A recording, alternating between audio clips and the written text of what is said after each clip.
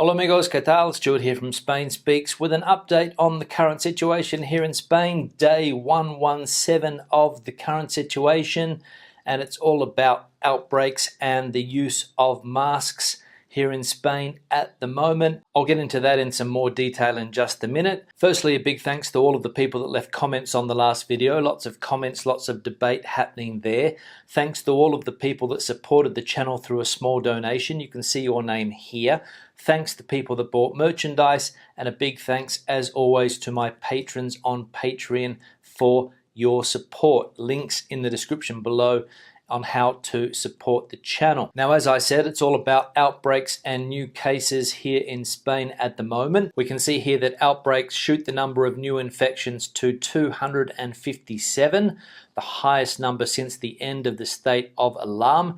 Aragon, Catalonia, and Galicia are the communities that report the most positive cases according to health figures. New cases of the virus have more than doubled in Spain in 24 hours, reaching 257 compared to 124 the previous day. It's the highest number of new positives since the new normal began on June 21st. Behind this increase are the outbreaks in Aragon, the community that has reported the most new infections with 60, Catalonia with 52, and Galicia with 35 cases, according to data published this Wednesday by the Ministry of Health. So cases more than doubling there on a daily basis, reaching 257 in the last 24 hours, up from 124 the day before. Now let's have a look at the map on where these cases are located. We can see here with the different color schemes that we've got outbreaks in yellow, no outbreaks in the bluey green. Orange are areas that are still in phase 2,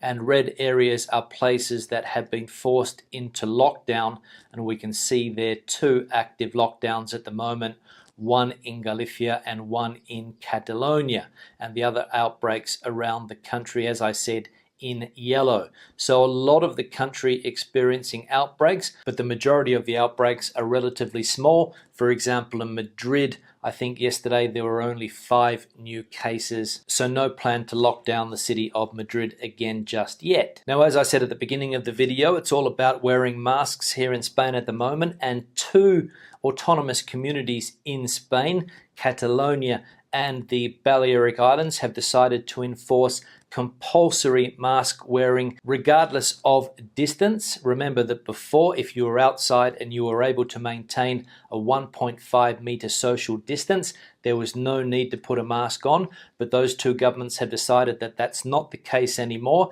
and for health reasons, everybody in those particular autonomous communities, Catalonia and the Balearic Islands, will now be forced to wear a mask everywhere they go. We can see here that the Balearic government has forced the use of masks in all public spaces regardless of distance, and Catalonia will also force the use of masks regardless of social distancing, and the objective is to lower community transmission and to combat relaxation. We can see here that in Barcelona that authorities will fine individuals who do not wear a face mask €100 or $113 starting today, Thursday, when the use of masks becomes mandatory in Barcelona and the surrounding Catalonia region following a resurgence of the virus. Spain ended a nationwide lockdown in mid-June after restrictions on movement and public activities succeeded in reining in the country's virus outbreak after it had pushed the healthcare system to breaking point and killed thousands of people. But with most restrictions lifted and some people not following social distancing rules,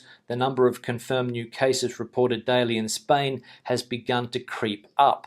Confirmed cases doubled between Tuesday and Wednesday amid dozens of small outbreaks. So the lack of social distancing being one of the reasons why masks are now compulsory in those 2 particular autonomous communities. Now, surprise, surprise, the president of Catalonia, Quim Torra, has come out and blamed Madrid for the pandemic outbreak in Lerida. He says the blame lies with Madrid. It's evident. This is why we want to be independent. We still do not know, and one day it will be known, that in Spain there are twice as many deaths from COVID, he said in the parliament. So Mr. Torra again pushing that independence agenda, which he's famous for, and blaming Madrid for the health issues in Catalonia. Interesting. Now, if there's any positives that can come out of this, it is that the central government is not planning another state of alarm just yet. We can see here that the government has endorsed the health measures in Catalonia and is dismissing for now another state of alarm. So some good news there for the time being. Now, on the topic of masks, again, a study yesterday was published showing which areas are most adhering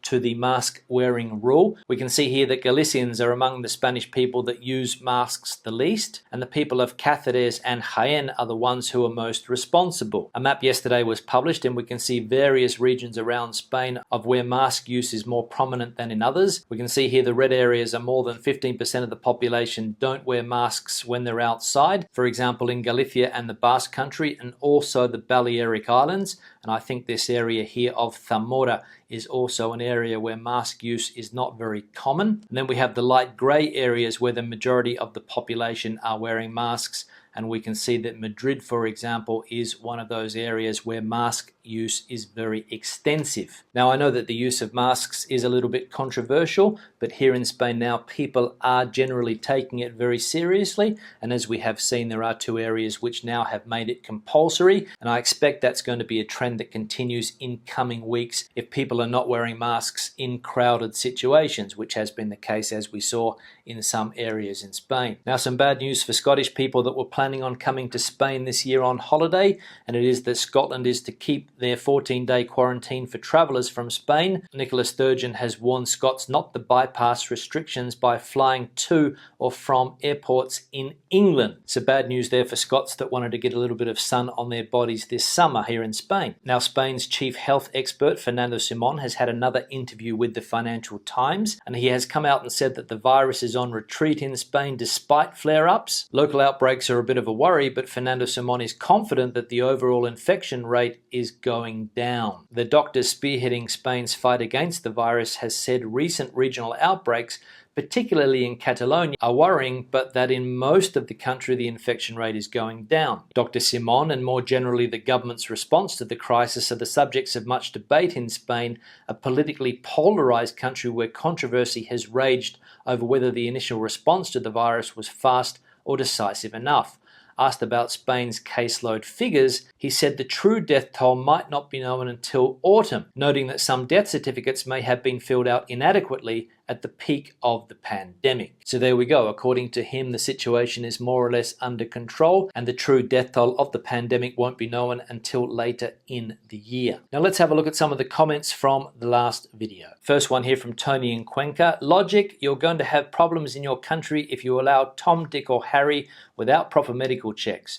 No need for foreign workers when unemployment is so high. It's only cheap labour. Regards, Tony. Yeah, thanks for the comment, Tony. A lot of debate about this going on at the moment. Of course, some of the recent outbreaks have been blamed on people that have come into the country in order to pick fruit, in order to do other jobs in the countryside, jobs that Spanish people do not want to do. And you're right, it doesn't really make sense when Spain is a country that has such high unemployment. But the fact of the matter is it's a problem in a lot of European countries, a lot of Western countries in general, that people just don't want to work in these type of jobs. They prefer to sit at home, get a subsidy, and the government is more than generous handing out subsidies to a lot of people in this country, and not only this country but around Europe in general. For example, there are extremely high youth unemployment figures in this country, and it seems logical that why don't you just get those people to go and work in the fields?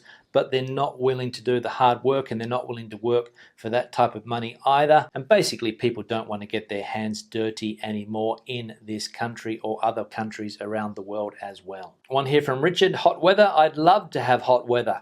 This looks to be the coolest summer over here in the Netherlands for a while. Right now temperatures are hovering around 15 degrees Celsius and it rains continuously. Yeah, thanks for the comment, Richard, and sorry to see that the weather is so bad in the Netherlands at the moment. Here in Spain at the moment it is very hot, at least where I am at the moment, and in other places around Spain as well, except for the north. The north of the country is probably more similar to the Netherlands than anywhere else. But here in Madrid yesterday, 36 degrees, extremely hot today, hot, humid, and as soon as I finish this video I'm going to jump in the pool to cool off. But hey, if you want to get some good weather, hop in your car and drive down to Spain. One here from Taffman. For me, the worry would be travelling to another country and the UK government deciding that because of a local outbreak in that country would mean a quarantine. Surely if the UK folk use staycations, they could put money into the UK economy and the Spanish people can do the same in Spain. Yeah, Taffman, good point. I'm sure that could be an issue. We've seen Scotland maintain that 14-day quarantine and telling people not to fly to Spain from airports in England to avoid the rules. And obviously that's going to lead to a lot of people having staycations and spending their money locally.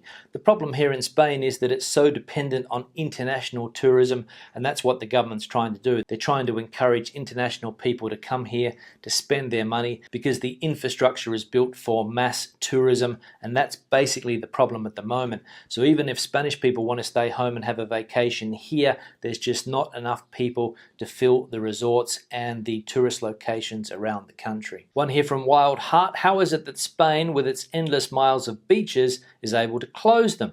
We certainly have plenty of beaches in the UK, but I can't imagine it would be possible to close them, even if the police had the will and the numbers to do so, which I don't think they have. Yeah, Wild Heart, good point. Spain does have a lot of beaches, but a lot of people tend to go to the same beaches. They flock to beaches and therefore they crowd them. They go to beaches that have parking access. They go to beaches which are close to towns and cities, and that's how the police are able to control the beaches here. They just stop people coming into the car parks and they stop people using the accesses to the beaches. Of course, you can find endless coastline where people don't go, and you can be alone. You can go to the beach and not find a soul, but humans are humans, and we love to go to places where there are other people because we love to look at other people, we love to see what other people are doing, and that's one of the reasons why everybody goes to the same beach at the same time. One here from Mikkel. Well, here in Cádiz, beaches and chiringuitos are full. They have more space now, so you could feel they are less packed, but talking to the owner, similar numbers to other years. It is true that this is an area of more national tourism than international. We'll see in the future. Hope things go back to normal soon in every country. Yeah, thanks for the comment, Mikkel. That relates to a couple of other questions that we had in recent videos asking about these chiringuitos. If you don't know what a chiringuito is, it's like a beach bar or restaurant that's sort of on the sand, and it's a place where people go to have a drink or have a place to eat, sometimes even in their wet bathing costumes. In Australia, we don't have a concept of chiringuitos. In Australia, you have to be more or less decently dressed to go into a restaurant and have something to eat close to a beach. There's no chiringuito concept, and it is one of the things that make the beaches here in Spain unique, in my opinion, and it's good to see that there is business happening more or less normally in places like Cádiz. One here from Anthony. Hi Stuart, I live in Barcelona. This weekend I went to the beach, Badalona. It got so packed like a normal summer. There were no controls at all. Life is normal in the city except for no tourists and all wearing masks. Yeah, thanks for the comment, Anthony. Lots of people going to the beaches, obviously difficult to control in some places, and obviously here in Badalona, as you said, there were no controls at all. Yeah, you're right, life is starting to get back to normal in a lot of cities here in Spain, except for that tourist element. Madrid, for example, is a city that normally has thousands and thousands of tourists at this time of the year, and of course you can go to the Plaza Mayor, as I said the other day, empty, only local people there enjoying the restaurants and the bars and the outdoor seating areas, and everybody wearing masks. And as I said before, in Catalonia now compulsory, so there you go. And finally, one here from Mark. Could you please advise people traveling to Spain that they may have to fill in a Spanish travel health form? It's free to download myself. I've downloaded it, filled in part of it, but I cannot fill in the rest until 48 hours before I come to Spain, which is at the end of August. Many thanks and keep up the good work. So there you go. You need to fill in that health form according to Mark. You can get it online. Remember, that's all part of that 3-point health check here in Spain. The form, the temperature control, and the visual check. And you also have to tell people where you are going to. If you come into an airport, you have to say what your final destination is, give an address so that you are able to be located if something happens. And of course, the form needs to be filled in with recent information 48 hours before you come to this country. So keep it in mind, and thanks for letting us know. On that note, I'll start to wrap the video up. Questions or comments, please leave them in the section below. Debate the video out as you normally do. Give it a thumbs up if you liked it, thumbs down if you didn't. I'll see you in the next one. Hasta luego.